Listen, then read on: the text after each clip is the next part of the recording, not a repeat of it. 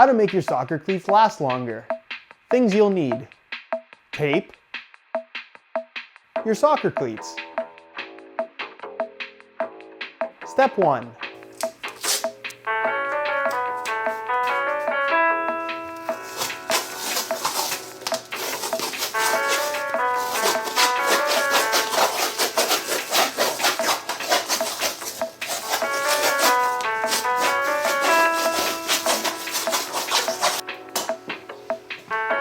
Perfect.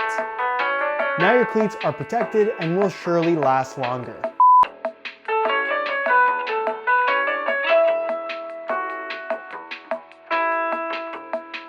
What's going on, guys? Josh from soccerreviewsforyou.com, bringing you a video today to discuss why soccer cleats aren't more durable. I get asked about this topic literally on a daily basis, and the general consensus on the internet, at least, seems to be that soccer cleats are not as durable as they used to be, which I both agree and disagree with at the same time for reasons that I will explain in this video. So basically what we're going to be talking about is whether or not big brands like Nike and Adidas are legitimately making lower quality products. Are we being scammed as consumers, or has something changed with the average consumer that has made the durability of these products seemingly become worse over time? All of that is going to be covered in this video. Also, if you guys enjoy these types of videos, be sure to support this one with a like. And if you do want to see more discussion style videos, feel free to leave your suggestions down below in the comments. Before we start talking about modern day soccer cleats, I want to tell you guys a story about me growing up that I've never told on this channel. And it's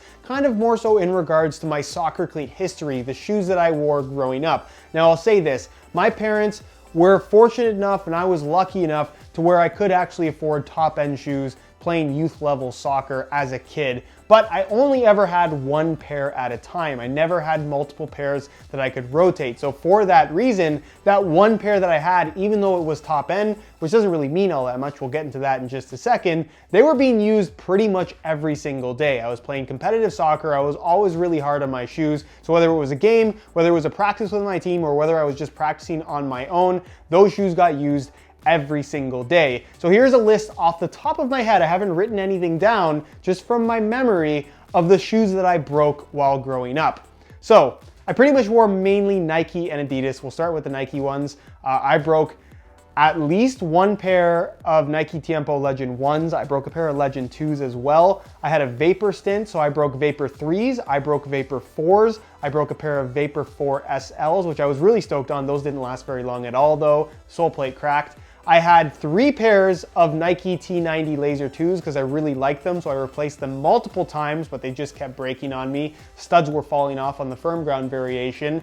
I broke, what else from Nike did I break? Was that it? I think that was it for Nike. For Adidas, I broke at least a pair of Predator Manias. I broke a pair of Adidas Predator Absolutes. I broke 2 or 3 pairs of Predator Addy, no, not, oh, I did break a pair of Addy Powers, that's for sure. I broke Adidas Predator X's, probably 2 or 3 pairs of those because I really like that particular shoe. And I broke 2 or 3 pairs of the original F50 Addy Zero as well, both the leather as well as the synthetic because I had a stint in those. But I think that gives you, wait, Addy Pure 2s. I had a pair of Addy Pure 2s that those broke as well. But I think you guys get the idea. I broke a lot of shoes growing up. It's part of the reason why I got into reviewing soccer cleats in the first place. Now you're probably wondering, I never talk about shoes breaking now when I do reviews. And the reason for that is because once I started reviewing shoes, I stopped breaking a lot of shoes. And the reason for that is because I was no longer wearing the exact same pair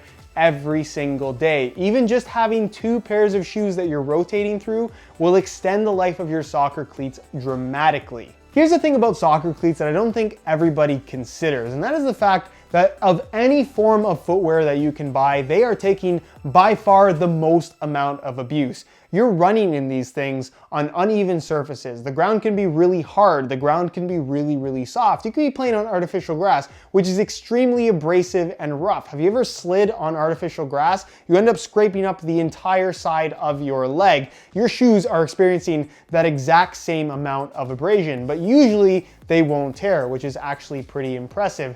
Temperature changes, the weather conditions change. Sometimes it's completely soaking wet and your shoes have to endure that. You also have to take into consideration that you are constantly running, you're making quick changes of direction, you're stopping in pretty much all directions, you're sliding, you're jumping and landing, and then you're kicking a ball as well, which puts a tremendous amount of stress on both your kicking foot as well as your planting foot in regards to the shoes themselves. So in terms of what a soccer cleat has to withstand, it's a tremendous amount of force pretty much coming from all different angles in different weather and different playing conditions every single time that you wear them. If you do that to a running shoe, they'll break almost immediately and they'll wear a lot more quickly, but a soccer cleat generally tends to hold up pretty well. As far as arguing for the fact that soccer cleats have gotten less durable over the years, I think it's definitely safe to say that soccer cleats are trending more towards getting thinner and lighter. When you do lighter and thinner materials, obviously the durability is going to go down, but at the same time, it's kind of difficult to fault these big brands because that is kind of what the market has trended towards. They've always offered a good variety of shoes over the years, and the ones that have remained the most popular are the thinner and lighter models. That seems to be what the younger generation over the years has really wanted. So they have to produce the products that they have the best chance of selling. If they come out with a bulky, slightly heavy leather shoe in 2017 or 2018, depending on when this video goes up, that's just not going to sell. So it would be a bad business move. So they're more or less forced, based on consumer demand, to create shoes that are thinner and lighter. And again, is that going to result in a more durable product? No, not necessarily, but there's really nothing they can do about it at this point. I know I just touched on it, but artificial grass is something that is relatively new, and it is extremely hard on your body as well as your footwear. If you're regularly playing on artificial grass, especially if it's an outdoor artificial grass field,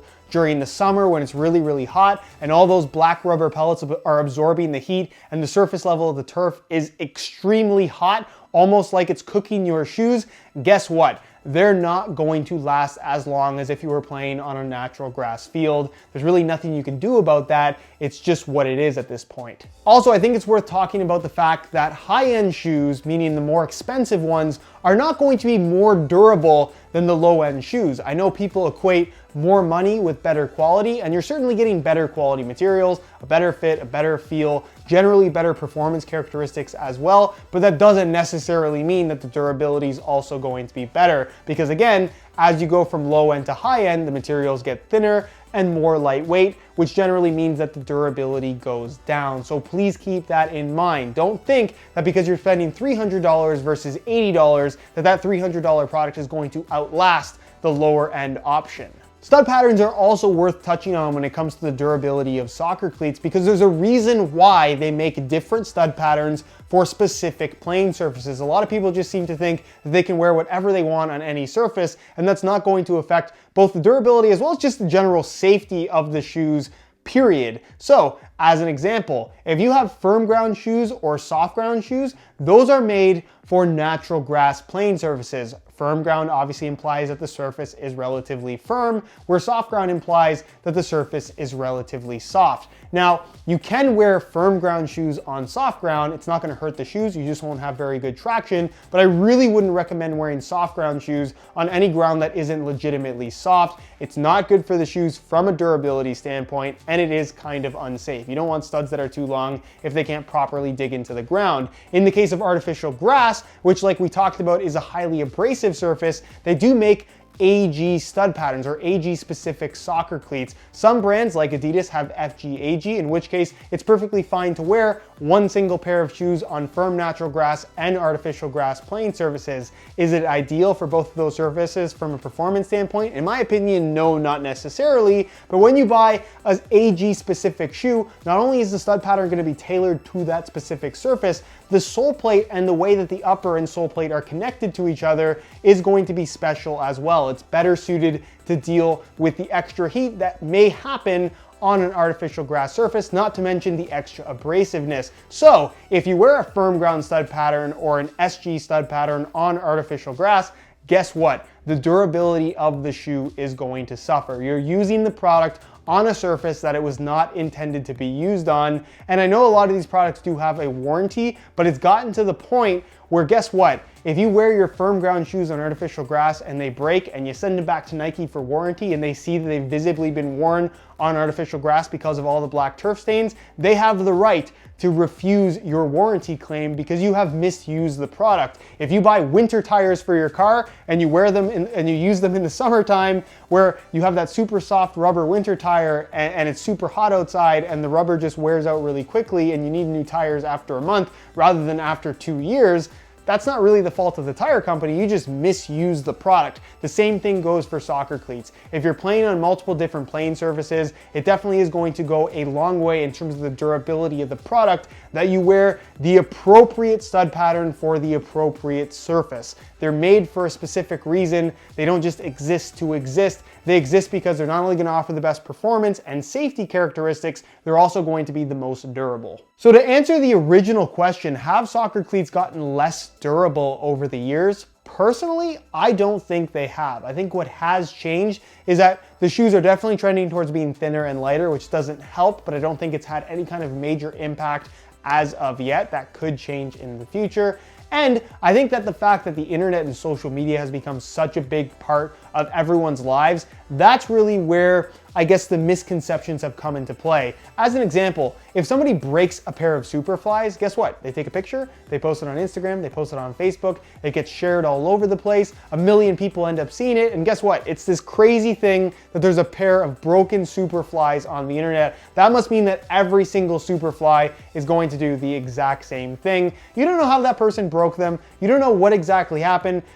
It doesn't really mean all that much. It's just something that people see and automatically perceive as reality, and that is just simply not true. The term durability issues gets thrown around so often on the internet, it drives me absolutely crazy. Obviously, when I test out these brand new shoes, I try to put about 10 to 20 hours into a single pair because that's all I can really afford to commit to one single pair of shoes, given how many new releases are coming out these days and how I have to constantly be wearing the next new thing. So within that 10 to 20 hour period, usually nothing goes wrong. There's been a few instances over the years where something broke, and it was usually something that was more of a manufacturer's defect, like a lace hole ripped through or something like that. But again, it's very, very rare for something to go wrong that early. And if something does go wrong prematurely with your soccer cleats, low end or high end, every major manufacturer offers some kind of a warranty, where usually if it's the fault of the company themselves, the way they manufactured the shoes,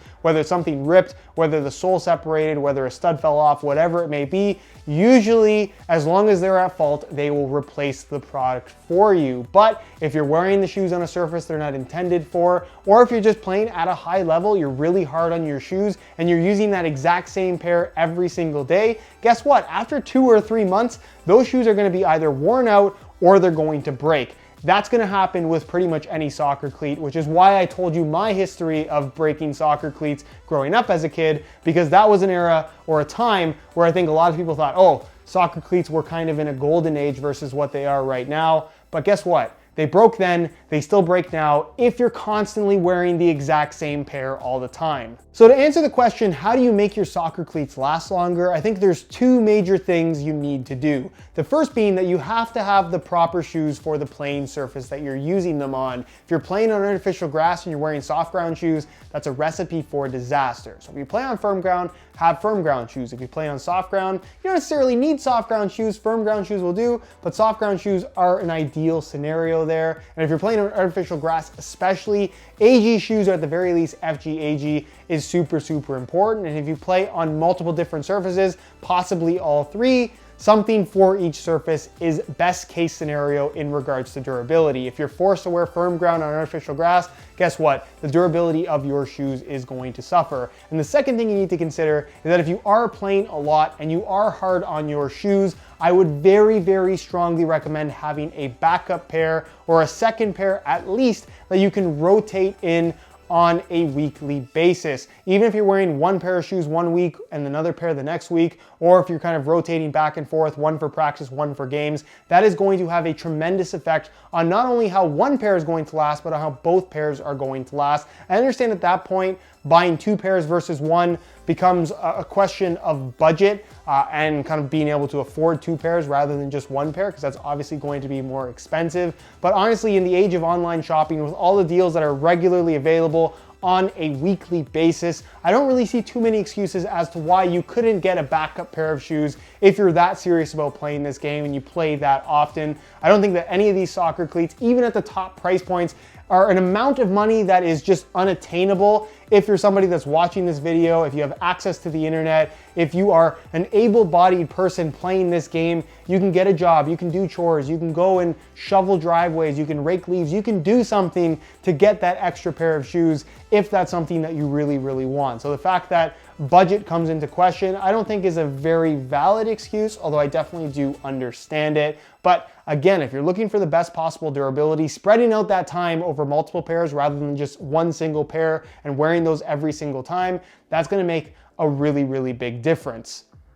Or you could do the tape thing. So to answer the question, how long will X shoe last? And people get frustrated when I leave the response saying, I don't know, your guess is as good as mine. This is the reason why. There are so many different variables to consider. It is literally impossible to predict. One last example, if you were to give 2 guys the same pair of Vapor 11s, let's say they're the exact same height, the exact same weight, let's say that they are twins and they play exactly the same way. Do you think that when those Vapor 11s break, if they ever do, that they're both gonna break at the exact same time in the exact same way? I really, really doubt that. And that kind of sums up how you can expect the durability of your shoes to be. It really is a guessing game, but all you can really do is set yourself up for the best possible scenario in terms of how those shoes are going to wear. So hopefully you found the information in this video helpful. If you did, be sure to support it with a like. If you have any questions for me regarding this topic, feel free to leave your questions down below in the comments and I'll do my best to get an answer out to you as soon as I possibly can. Subscribe if you haven't already for daily videos on all the latest and greatest soccer gear. You can find all my social media information linked down below in the description as well. Other than that, guys, hope you enjoyed the video. As always, thanks for watching.